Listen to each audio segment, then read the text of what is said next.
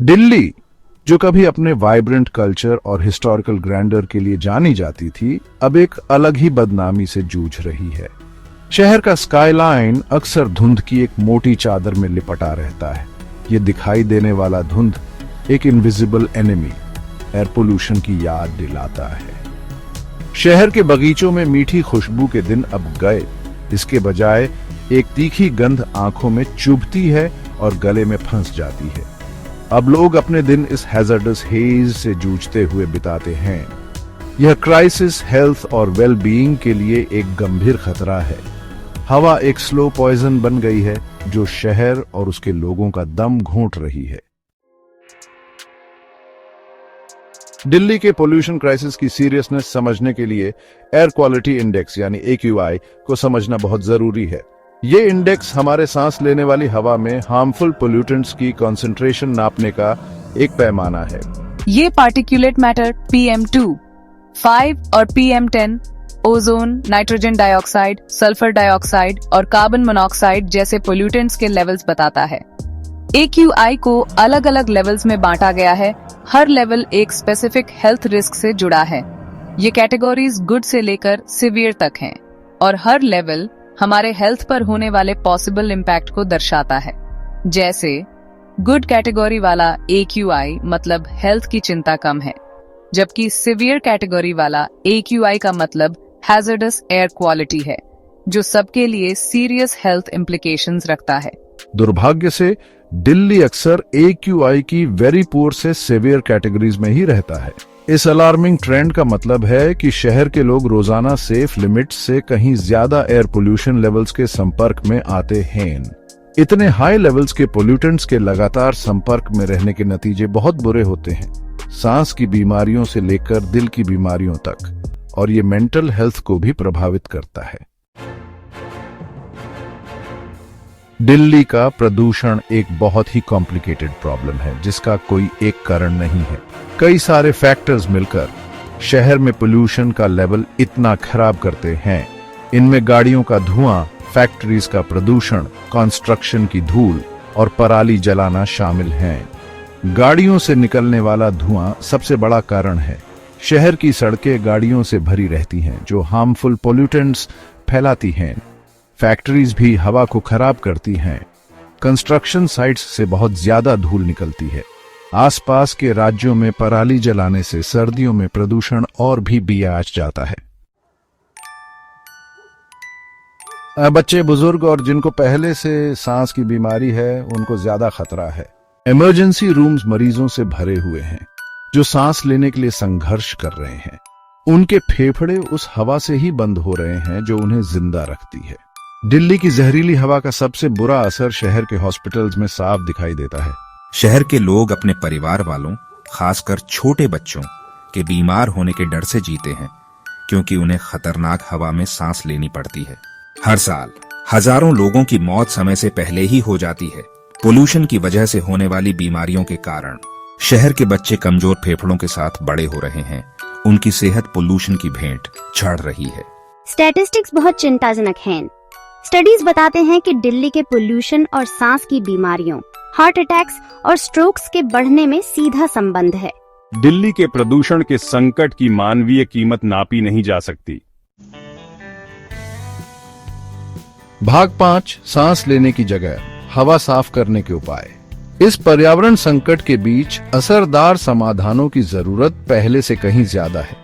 प्रदूषण से निपटने के लिए सरकार ने कई तरह के कदम उठाए हैं, जैसे गाड़ियों के लिए सख्त उत्सर्जन नियम, CNG और इलेक्ट्रिक व्हीकल्स जैसे साफ ईंधन को बढ़ावा देना और गाड़ियों की आवाजाही कम करने के लिए होंडा I1 योजना लागू करना। औद्योगिक प्रदूषण कम करने की भी कोशिशें हो रही हैं और इसके लिए सख्त नियम और निगरानी व्यवस्था लागू की जा रही है। सरकार साफ तकनीकों के इस्तेमाल को बढ़ावा दे रही है और उद्योगों को ज्यादा सस्टेनेबल तरीकों पर जाने के लिए प्रोत्साहन दे रही है।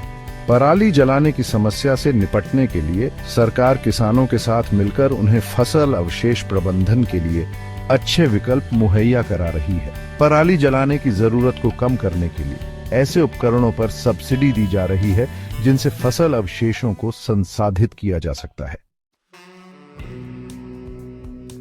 भाग 6, एक वैश्विक चुनौती। दुनिया भर से सीख। दिल्ली की वायु प्रदूषण के खिलाफ लड़ाई कोई अकेली लड़ाई नहीं है। दुनिया भर के शहर इसी तरह की चुनौतियों से जूझ रहे हैं और बहुमूल्य सबक और संभावित समाधान पेश कर रहे हैं। बीजिंग, जो कभी अपने खतरनाक स्मॉग के लिए बदनाम था, ने कड़े नियमों, तकनीकी नवाचारों और जन जागरूकता अभियानों के संयोजन से अपनी वायु गुणवत्ता में सुधार करने में महत्वपूर्ण प्रगति की है। लंदन, जो कभी कोयले के धुएं से घिरा हुआ था, ने कंजेशन चार्जिंग जोन लागू करके सार्वजनिक परिवहन को बढ़ावा देकर और स्वच्छ ऊर्जा स्रोतों में परिवर्तन करके अपने वायु प्रदूषण संकट का सफलतापूर्वक सामना किया। ये सफलता की कहानियां दिल्ली के लिए आशा और प्रेरणा प्रदान करती हैं। यह प्रदर्शित करती हैं कि असंभव लगने वाली चुनौतियों के बावजूद भी सकारात्मक बदलाव संभव है।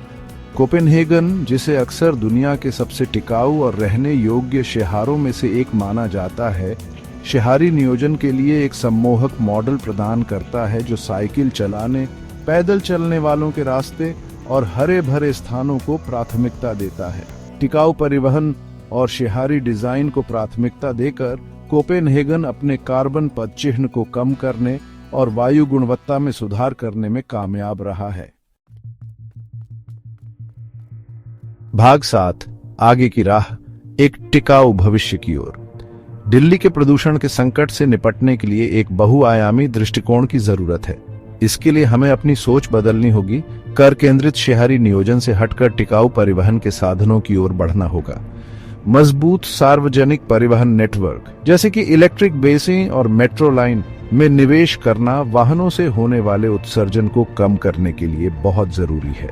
कम से मध्यम दूरी के लिए साइकिल चलाने और पैदल चलने को एक अच्छे विकल्प के रूप में बढ़ावा देने से निजी वाहनों पर हमारी निर्भरता और कम हो सकती है। समर्पित साइकिल लेन और पैदल चलने वालों के अनुकूल बुनियादी ढांचे का निर्माण करने से ज्यादा लोग परिवहन के इन पर्यावरण अनुकूल तरीकों को अपनाएंगे। स्वच्छ ऊर्जा स्रोतों की ओर बदलाव भी उतना ही महत्वपूर्ण है। सौर और पवन ऊर्जा जैसे अक्षय ऊर्जा स्रोतों के उपयोग को बढ़ावा देने से जीवाश्म ईंधन पर हमारी निर्भरता काफी कम हो सकती है, जो वायु प्रदूषण का एक प्रमुख कारण है। छतों पर सौर पैनल लगाने को प्रोत्साहित करना और बड़े पैमाने पर अक्षय ऊर्जा परियोजनाओं में निवेश करना सही दिशा में उठाए गए कदम हैं। सेक्शन 8, सबकी जिम्मेदारी हर सांस मायने रखती है। दिल्ली के प्रदूषण से लड़ना सिर्फ सरकार या नेताओं की जिम्मेदारी नहीं है, ये सबकी जिम्मेदारी है, हर एक शहरवासी के कंधों पर। साफ हवा की इस लड़ाई में हर किसी का अपना रोल है। छोटे छोटे काम जब लाखों लोग करते हैं तो उनका बड़ा असर होता है। पब्लिक ट्रांसपोर्ट यूज करो, साइकिल चलाओ या थोड़ी दूर के लिए भी पैदल चलो, प्राइवेट गाड़ी की बजाय, इससे फर्क पड़ता है। कम बिजली खाने वाले अप्लायंसेस इस्तेमाल करो, बिजली कम यूज करो और ज्यादा सस्टेनेबल लाइफस्टाइल अपनाओ। ये सब मिलकर हमारा कार्बन फुटप्रिंट कम कर सकते हैं। साफ हवा की अहमियत और प्रदूषण के नुकसान के बारे में अवेयरनेस फैलाना बहुत जरूरी है। अपने परिवार और दोस्तों से बात करो, कम्युनिटी इनिशिएटिव्स में हिस्सा लो और प्रदूषण कम करने के लिए स्ट्रिक्टर रूल्स की मांग करो। ये सब तरीके हैं साफ हवा की लड़ाई में योगदान देने के। भाग 9, उपसंहार। हमारे शहर के लिए एक निवेदन। दिल्ली का प्रदूषण संकट मानव प्रगति और पर्यावरणीय स्थिरता के बीच नाजुक संतुलन की एक कठोर याद दिलाता है। यह एक कार्यवाही का आह्वान है जो हमें अपने विकल्पों का पुनर्मूल्यांकन करने और अपने ग्रह की भलाई को प्राथमिकता देने का आग्रह करता है। जो हवा हम सांस लेते हैं, जो पानी हम पीते हैं और जिस वातावरण में हम रहते हैं, वे केवल शोषण करने के लिए संसाधन नहीं है, वे हमारे अस्तित्व की नींव हैं। आत्मसंतुष्टि का समय अब बीत चुका है। दिल्ली और वास्तव में इस ग्रह का भविष्य कार्य करने की हमारी सामूहिक इच्छा शक्ति पर टिका है। आइए हम अपने पर्यावरण के जिम्मेदार प्रबंधक बनने का संकल्प लें, स्थायी प्रथाओं को अपनाएं और उन नीतियों की वकालत करें जो स्वच्छ हवा और एक स्वस्थ ग्रह को प्राथमिकता देती हैं। हमारे बच्चे और नाती पोते एक ऐसे भविष्य के हकदार हैं जहां वे स्वतंत्र रूप से सांस ले सकें, इस डर के बिना कि उनकी सांस ही उनका दुश्मन बन जाए। आइए हम नीले आसमान और ताजी हवा को पुनः प्राप्त करने के लिए मिलकर काम करें, जो हमारा अधिकार है। आइए हम दिल्ली को आशा की किरण बनाएं, एक ऐसा शहर जहां प्रगति और स्थिरता साथ साथ चले। कार्य करने का समय अब है, क्योंकि हर सांस मायने रखती है।